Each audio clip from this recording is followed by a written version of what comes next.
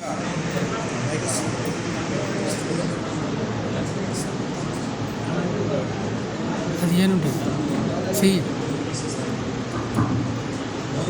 అందరికీ నమస్కారం.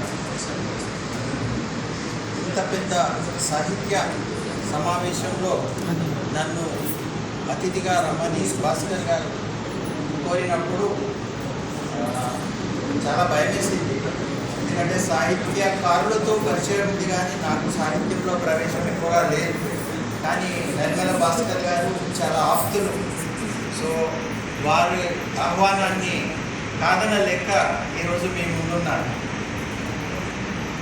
పుస్తకాల గురించి, నిర్మల భాస్కర్ గురించి చాలా విషయాలు ఇంకా చెప్పేవాళ్ళు ఉన్నారు, కొంతమంది చెప్పేశారు. సో ఆ భాగానికి వెళ్ళకుండా ఒక 2 నిమిషాల్లో నాకు తోచింది చెప్తాను. అందరూ కవులు, సాహిత్యకారులు ఏమైనా పొరపాటు అయితే క్షమించాలి. ఈరోజు మనం ఈ సమావేశం జరుపుకుంటున్నది ఫిలిం భవన్లో. ఈ సభ 70వ జన్మదినం 7 పుస్తకాల ఆవిష్కరణ నిర్మల భాస్కర్ గారి గురించి. దీని కొరకు ఇప్పుడే మీ ముందున్న పుస్తక ఆవిష్కర్తలు శ్రీ నగునూరి శేఖర్ గారు, శ్రీ అన్నాడి గజేందర్ రెడ్డి గారు, శ్రీ అన్నవరం దేవేందర్ గారు, శ్రీ గజోజు నాగభూషణం గారు, శ్రీ పూల వెంకటేశ్వరు గారు, శ్రీ కందుకూరి అంజయ్ గారు, శ్రీ కూకట్ల తిరుపతి గారు అండ్ శ్యాంప్రసాద్ లాల్ గారు కూడా వస్తారని చెప్తున్నారు. వీరు మరియు నా ముందున్న అందరూ ఆహ్వానితులు లేక మీడియా మిత్రులు అందరికీ నమస్కారం. ఈ ఉన్న ఆడియన్స్లో నాకు ఒక ఆశ్చర్యకరమైన విషయం ఏమిటంటే, నాది 1970 SRR college PUC last batch.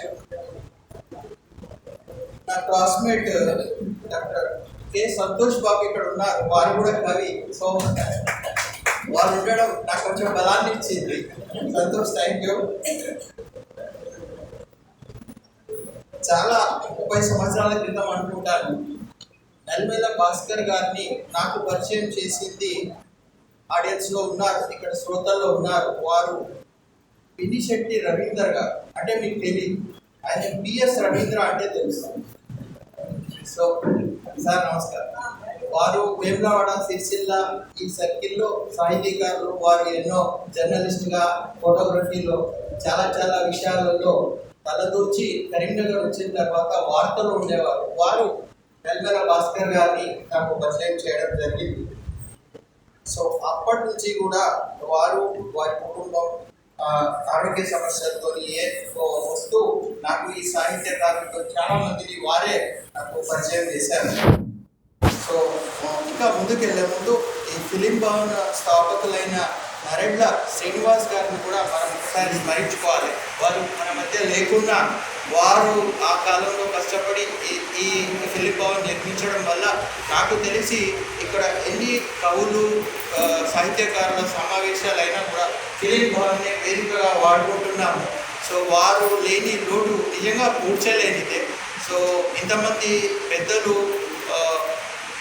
చాలా సాహిత్యంతో పరిచయం ఉన్నవాళ్ళు మరొకసారి శ్రీనివాస్ గారి ఆశయాల గురించి కూడా ఒక ఆలోచన చేస్తే మంచిదని నా విన్నపం.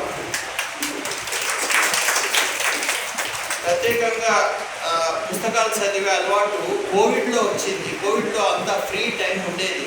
సో ఈ కోవిడ్ని ఎలా టైం పాస్ చేయాలి అనే ఒక దృక్పథంతో ఇంగ్లీష్ పుస్తకాలు ఎక్కువగా చదివేవాడు. అవి అంటే ఫిక్షన్, నవలలు కాదు. ప్రఖ్యాతి చెందిన డాక్టర్ల జీవిత చరిత్రలు లేక హాస్పిటల్లో రోగులతో సంభవించిన కొన్ని సన్నివేశాలు. ఉదాహరణకి రెడ్డి ల్యాబొరేటరీస్ సంస్థాపకుడు అంజిరెడ్డి గారి జీవిత చరిత్ర, ప్రముఖ రేడియాలజిస్ట్ కాకర సుబ్బారావు గారి జీవిత చరిత్ర, ఇలా చదువుతూ ఉండేవాడు. దాదాపు 200 పుస్తకాలు వరకు చదివారు. అయితే సరే గొప్ప చెప్తారు, ఓకే చేస్తారు. తర్వాత భాస్కర్ గారు, దేవేందర్ గారు, ఇక్కడ ఉన్న సాహిత్యంలో చాలా మంది వారు రాసిన కథలు, కవిత్వం బుక్స్ నాకు ఇచ్చేవారు. సో ఆ పరంపరలో తర్వాత నా ఇంట్రెస్ట్ తెలుగు పుస్తకాల మీద కూడా పెరిగి తెలుగు పుస్తకాలు కూడా చదవడం మొదలుపెట్టాను. సో వారు రాసే కవిత్వము రచన ఇందాక చాలా చెప్పినట్టు పూర్తిగా మట్టి వాసన మానవత్వంతోనే ఉంటాయి. సో అసలు వారి రచనల గురించి ఎక్కువ మాట్లాడలేను, ఎందుకంటే అంత అవగాహన నాకు లేదు. కాకపోతే వారు ఎంత ఎత్తుకు ఎదిగినా ఎలా ఒదిగి ఉండాలనే దానికి ఒక ప్రత్యక్ష ఉదాహరణ నెలకొల. దాన్ని ఇంగ్లీష్లో అంటారు simple living and high thinking. దానికి ఉదాహరణ నెలకొల భాస్కర్. వారికి వచ్చిన ఏమంటారు అవార్డ్స్, రివార్డ్స్ మీకు తెలుసు. కేంద్ర సాహిత్య అకాడమీ పురస్కారం వచ్చింది, కాళోజీ పురస్కారం వచ్చింది. ఇట్లా ఎన్ని పురస్కారాలు వచ్చినా వారిలో ఏమంటారు ఆ ఒదిగి ఉండే లక్షణం ఎప్పుడు పోలేదు. నేను 30 సంవత్సరాల కింద ఎలా చూశానో భాస్కర్ గారిని ఇప్పుడు అలాగే చూస్తున్నాను. తర్వాత వారి ఒక్క అంశం చేస్తాను. వారి మిత్రులు, నేను వేరే పేరు చెప్పలేకపోతున్నాను కానీ దేవేంద్ర గారు ఉంటారు, మిగతా మిత్రులు కూడా అందులోనే ఉన్నారు. వారు కరీంనగర్లో ఈ సాహితీ పరంపర కొనసాగించడానికి వెన్నెల ముచ్చట్లు అనే ఒక అంశాన్ని తీసుకొని ముందుకు వస్తున్న యువతరం కవులకు ఒక స్ఫూర్తి, ఒక వే చూపించాలి అనేటువంటి భావనతో వెన్నెల ముచ్చట్లు, నాకు తెలియదు 2005లో అది స్థాపించి కొత్త కవులకి కొత్త రచనలు చేసేయడానికి ఒక మార్గాన్ని చూపించారు. మీకు తెలుసు ప్రస్తుత కాలంలో ఏ వ్యాపారం ఏ వృత్తిలోనైనా కొత్త వాళ్ళు వస్తున్నారంటే అమ్మో వీడెక్కడ మనకు పోటీ అనేటువంటి భావన ఉన్న రోజుల్లో కొత్త వాళ్ళను ప్రోత్సహించి చేయండి మీరు రచనలు, మీరు భయపడకండి, మీకు మేము తోడున్నాము, మేము సహకరిస్తాము అనేటువంటి ఆలోచనతోని స్థాపించిన వెన్నెల ముచ్చట్లు మీ ముందుంది. దాని ద్వారా ఎంతమంది యువ కవులు ముందుకొచ్చారు, కొత్త కవులు ముందుకొచ్చారు అనేది నాకన్నా ఎక్కువ భాస్కర్ గారికి తెలుసు.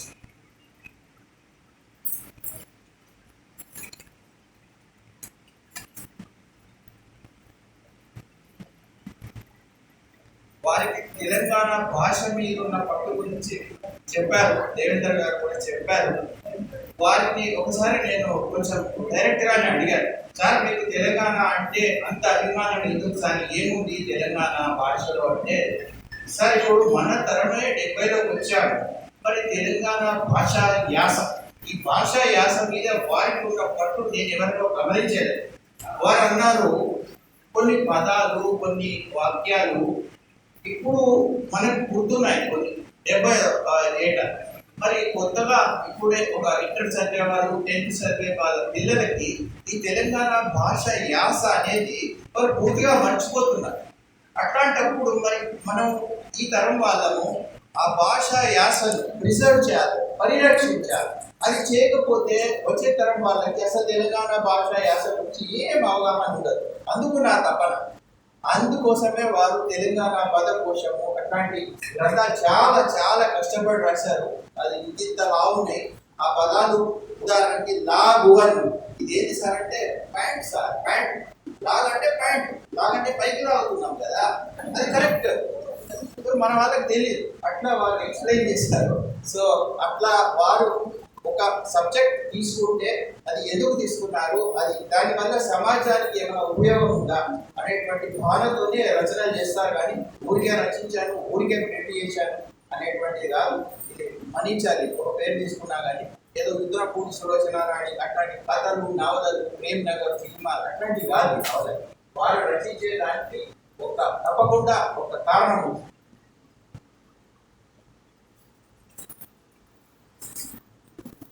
ఇప్పుడు చెప్పకూడదు కానీ సారు ఇలా రాసి రాసి చదివి ఆరోగ్యాన్ని కూడా కొంచెం పనంగా పెట్టారు. ప్రత్యేకంగా వారికి పాపం కొంచెం కన్ను సమస్యలు కూడా వచ్చినాయి. కన్ను సమస్యలు వచ్చినాక కొంచెం చదవడం అయితే తక్కువ చేశారు. ఒకసారి కేంద్ర సాహిత్య అకాడమీ అవార్డు వచ్చినప్పుడు వారి ఇంటికి వెళ్ళడం జరిగింది. అప్పుడు సార్ చెప్పారు, నాకు కన్ను ప్రాబ్లం వచ్చిందండి, కొంచెం చదువు తక్కువ చేసిన అని చెప్తే అక్కడ కనబడ్డాయి నాకు ఒక మ్యూజికల్ ఇన్స్ట్రుమెంట్ కనబడింది. అది ఇదేంటి సార్ అని అడిగాను. సార్ కొంచెం చదువు తక్కువైంది కదా, అందుకోసము పియానో మీద పాటలు పాడటం నేర్చుకుంటున్నానని నా ముందు ఒక పాట పాడి, పాత తెలుగు సినిమా పాట పాడి వినిపించాను. ఈ వయసులో కూడా కొత్తవి నేర్చుకోవాలి అనే ఒక తపన ఎంత ఉందో చూసి నాకు ఆశ్చర్యం వేస్తుంది. అట్లా ఉండాలి ఒక విల్ పవర్ అని. సో మనం ఏదో నేర్చుకొని ఆ సార్లు ఇందులో బాగా మస్తు వచ్చేసింది ఇక రాలే అని అట్లా కాదు. వాడు ఆశ్చర్యం వేసింది, తెలుగు పాట నా ముందు పాడారు వాడు పియానో. ఇందాక సార్ చెప్పారు ఒకటి వారి బావగారు విజయసేనారెడ్డి. అక్కడ నాకు ఒక చిన్న లింక్ ఉంది. విజయసేనారెడ్డి గారు మా అన్నయ్య క్లాస్మేట్, మాకు వినోద్ అన్నయ్య అని అన్నయ్య క్లాస్మేట్. అయితే ఈ విజయసేనారెడ్డి గారితో నాకు పరిచయం ఉంది. ఇప్పుడున్న 3 టౌన్ దగ్గర ఉంటుంది వాళ్ళ ఇల్లు. అయితే ఆ కాలంలో ఈ పఠనాసక్తి విజయసేనారెడ్డికి కూడా చాలా ఉండేది. పఠనాసక్తి అది ఏ పుస్తకాలు చదివేవారు, ఇట్లాంటి సాహిత్యం లేదు. నేను చెప్పేది ఐ థింక్ 68, 67 డిటెక్టివ్ నావెల్ చదివేది విజయసేనారెడ్డి గారు, మా అన్నయ్య కూడా. అది ఎట్లా చదివేదంటే సార్, టవర్ దగ్గర ఒక రేకు డబ్బా ఉండేది. ఆ రేకు డబ్బాలో పావులా ఇస్తే ఒక డిటెక్టివ్ నావెల్ అద్దెకి ఇచ్చింది. అలా అద్దెకు తెచ్చుకొని కరెంట్ లేకపోతే ఇంట్లో వీధి స్తంభాల కూడా చదువుకునేవాడు విజయసేనారెడ్డి గారు. అలాంటి విజయసేనారెడ్డి గారు కూడా వారు గుర్తుంచుకొని బుక్ అంకితం చేయడం అనేది చాలా గొప్ప విషయం. ఇందాక దేవేంద్ర గారు చెప్పినట్టు ఒక్కొక్క బుక్ను వారు ఎవరికి అంకితం ఇచ్చారనేది కూడా చాలా స్పెసిఫిక్గా ఉంది. అందులో వారు చెప్పినట్టు వారి తల్లి గారికి పాలు లేకపోతే ఎవరైతే పాలు ఇచ్చి పెంచారో నర్సవ్వ అని, వారికి ఒక బుక్ అంకితం ఇచ్చారు. అక్కడ ఒక వాక్యం రాశారు, చదవడం జరిగింది. నర్సవ్వ వాళ్ళు సంబోధిస్తూ, మీరు నాకు చీపురు ఇచ్చారు, ఆ చీపురు నా చేతిలో కలం అయిపోయింది, ఆ కలంతో నేను సమాజంలో ఉన్న చెత్తను ఊడుస్తున్నానని ఎవరైనా. అలాగే వారు కామారెడ్డిలో ఉన్న హౌస్ ఓనర్కి వారి కృతజ్ఞతాపూర్వకంగా ముఖాంకితం చేయడం, తర్వాత రాముగన్న గారికి, ఇట్లా వారి ఎంత ఎంత ఎత్తు పెరిగినా వారు ఇప్పుడు సార్ చిన్నప్పుడు పాలు ఇచ్చిందంటే ఎవరికి గుర్తుంటుందండి, వారి వయసు ఎందుకుంటుంది అప్పుడు. అది కూడా మర్చిపోకుండా ఆ నర్సవ్వ గారికి బుక్ అంకితం చేయడం అంటే ఎంత గొప్ప విషయం. అందరితో సాధ్యం కాదని అంటారు. తర్వాత నిజాం వెంకటేశం గారు కూడా నాకు పరిచయమే. వారు లక్ష్మీనగర్ రాజేంద్ర నగర్ ఫోటోలు ఉన్నారు సార్, అట్లా పరిచయమే. సో వారు వీరందరికీ ఎంతో ప్రోత్సాహం ఇచ్చి సాహిత్యకారులకు చేశారు. రైట్. సో ఇంకా ఎక్కువ సమయం తీసుకోకుండా వారి ఈ సాహిత్య ప్రయాణంలో మనం ఇంకొకరిని కూడా మర్చిపోవద్దు. వారి సతీమణి సావిత్రి గారు, వారు కూడా వారి సహకారం ఇస్తేనే సార్ ఇంత దూరం వచ్చారు. సో ఇంకొకరిని కూడా మర్చిపోవద్దు. నాకు గుర్తు పేరు తప్పైంది సార్, గుర్తు చైతన్య. ఆ చైతన్య కూడా నేను కలిసాను.